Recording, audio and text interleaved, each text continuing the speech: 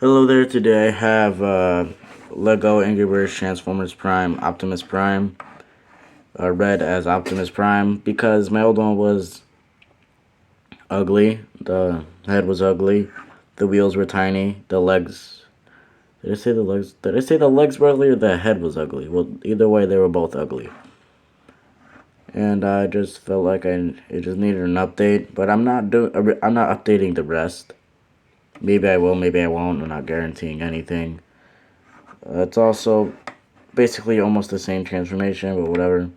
Got the gas tanks on either side. You got all four wheels. Just the top view. They're almost lined up, but from the side it's not that noticeable, and it's close enough. And speaking of the head, uh, you know, it's better all around, but still made on like almost the same basis. And this time it actually has smokestacks that are visible in the truck mode. So here are those. But you have to kind of fold them back so the head will actually fit. So yeah, that's a thing you have to do. Why is that still on screen? You can't see it. There's like a... Oh, that's kind of annoying. Whatever. I'll move on. You've got minifigure. Lightning McQueen, because I felt like it. I don't even know. Core class figure. It's oh, well, it's not. Technically, Bumblebee really is core class. He's that tiny. So here's that tall, and basically the same height, up and down as core class Ironhide. And stud scaled. It is. This one is let's count from here. 1, 2, 3, 4, 5, 6, 7, 8, 9, 10, 11. 11 and a half studs long. And 1, 2, 3, 4, 5, 6. 6 studs. Why am I doing this? Let's just transform it. Take the head off. Sadly, there's parts forming. Boo-hoo, it does it in the game. And honestly, who cares? It's Lego Angry Birds. Who knew this existed? You can see the entire body underneath, but what are you supposed to do with that? Rotate the wheels down. Don't pop them off. Just disclosure. And don't pop them off. Rotate them down so they're actually accurate, unlike the other version. Just wiggle the hood pieces apart. Hopefully they don't break. They might break. Oh, they didn't. They didn't. Oh. By the way, this build isn't fragile, so I'm not gonna do the other side on screen. And you're just gonna rotate the arm in, and that panel that was covering the leg in vehicle mode, which is the gas tanks, is now on the inside of his arm, which is technically kind of accurate to his model. And just rotate that hand out. This is technically finger articulation, but it just looks better in truck mode when the hands are folded out. So there you go. That's an entire arm complete, and that looks pretty good.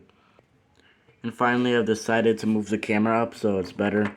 Oh, I forgot to do the other arm off screen. Now that we got those epic looking arms done, can move on to the back. Rotate that all the way up, not around, just up. Just for clearance for the arms articulation. And the smokestacks will fold up. So that's in place. Straighten out the legs. And then rotate that around on the waist joint. That's essentially the base robot mode done. Just adjust everything. And for a final touch of sorts, you will add the head on top. And there you go. That is Angry Birds Transformers Optimus Prime. Lego Angry Birds Transformers Optimus Prime in his robot mode. And you might have noticed by now that the flames aren't here. I just don't know how I'd add that. It just looks more clean like this. But aside from that, here is a 360 view. Alright, articulation. His head does a full swivel, no up or down. His shoulders are on ball joints, so you can get them kind of going outward like this. But sadly, due to the panel from the truck mode being there, it's kind of hindered. You could do like a swivel piece on here, so like it swivels down, but it just kind of flops everywhere. So I just kind of left it like that. But in the maybe how to build, you could just add that on if you think it's kind of annoying. I just personally, just for the sake of demonstration, it would be flopped down like this. For the review, I'm gonna put it. No, I don't want that because it's gonna be really hard to take off. I'm just gonna put it like halfway, and focus, focus.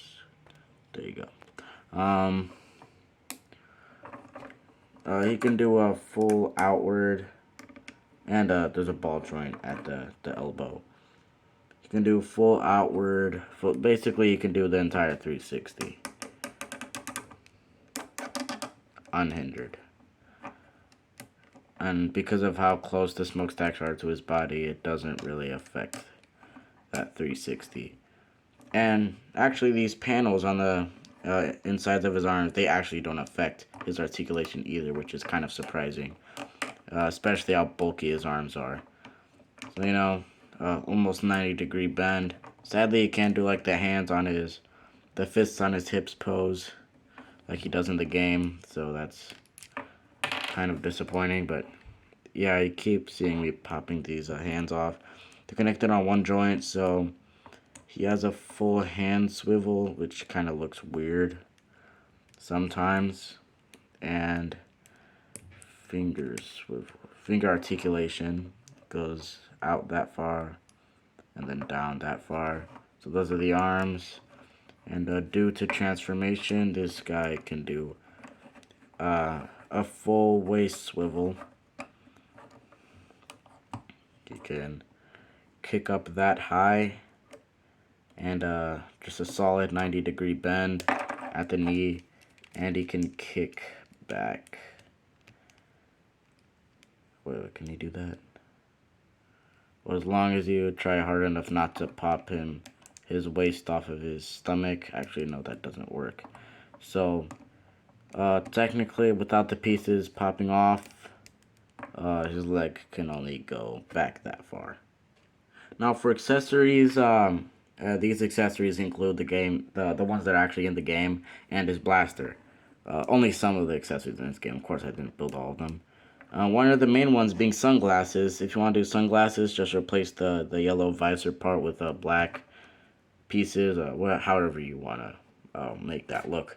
But the first accessory we have is his gun. You simply just remove his hand and put the blaster in the place of his hand. And once again, for demonstration purposes, I'm just gonna pop that off. Stuff starts flying everywhere.